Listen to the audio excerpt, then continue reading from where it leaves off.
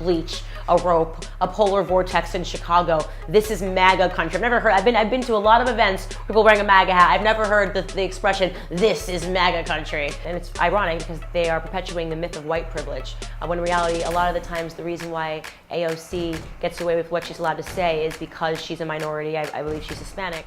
To me, it's just ridiculous that they're openly being racist, they're openly being anti-Semitic, and it's loud. For some reason, the left gets a pass for things that would never be allowed for conservatives. The idea of referring to a black conservative as a token, as a coon, as a house Negro, as I often get called, is horrifically racist. You can't play the race card. If Andrew Gillum was running against CPAC, he played the race card because Ron DeSantis said monkeying around, right? Yeah.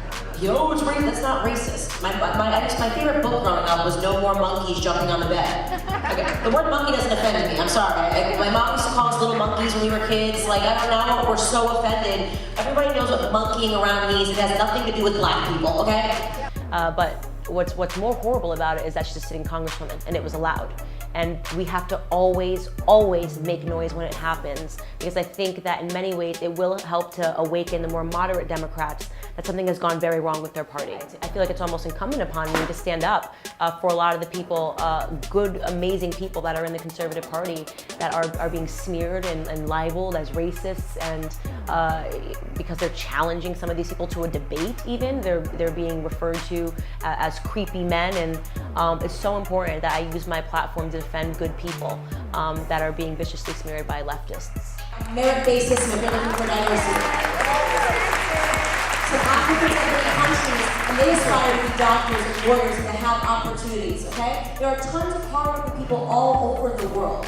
Don't tell me that we have to open our borders and let illegals in because Donald Trump is right. They are not sending us their best people. What country in their right mind would send you their best people? I mean, that's just something smart, right? It's actually not a good policy. We all watched them put Brett Kavanaugh's head on a stake, and both of the senators from this state of Virginia voted against the Kavanaugh confirmation on the basis of no evidence. There was no evidence whatsoever, and they voted against the confirmation of Brett Kavanaugh. Now we have a case that is being brought to light with the lieutenant governor, and the woman is being represented. She's making claims. I don't know if there's much of an investigation happening, but by their very own standards, that should be enough, right? That should be it. He should be done. His whole life should be over if it's within their power to do so. Nothing happened to the lieutenant governor. That's the thing. So what we're seeing unfold here is just the astounding hypocrisy of the left over and over again. It's if you're conservative, they go after you. It's a witch hunt. But if you're a liberal, you get a pass. Wait for evidence. Just wait for the evidence. We can't say anything. We can't condemn them. We saw this with Jussie Smollett case, the exact same thing. I still don't think that they issued anything vehemently strong enough against him. You know, they just kind of wanted to gloss over it and say, oh, let's focus on these other things. I will always be the loudest voice against that. I was, I think, the first person that publicly said this entire story is crap. I tweeted it out publicly, and that tweet aged very well. It aged very well. Someone wrote to me after he came out on Twitter. They wrote to me and said, oh, like, haha, Candace, I see you're remaining silent on the Jussie Smollett thing. And I responded to that tweet, and I said, I'm more likely to believe that AOC is going to receive an award for economics than I am to believe the story of Jussie Smollett. Bleach, a rope, a polar vortex in Chicago. This is MAGA country. I've never heard, I've been to a lot of events, people wearing a MAGA hat. I've never heard the expression, this is MAGA country. So I felt liberated, and it also, in a way, allows us to, again, enter in that conversation about how the culture of victimhood is being perpetuated as a virtue on the left, and this is what the result is. I think a lot of people that are still on the left and don't recognize that party anymore just don't have the humility in them to admit they were wrong. You know, they've spent so much time calling their friends racist and sexist and bigots, and it's hard to then say, oh, never mind, you know, I had it wrong.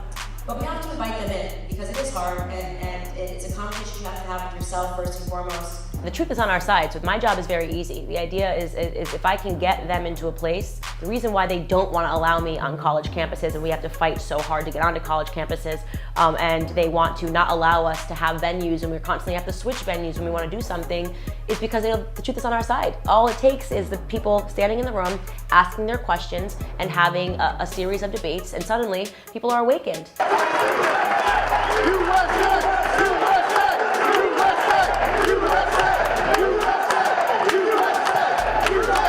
And they do their own research because they want to prove me wrong, right? So if I say to you, Democrat and the Republican Party never switched, you might want to do your research to prove me wrong, but if you do your research, you're going to find that I'm right.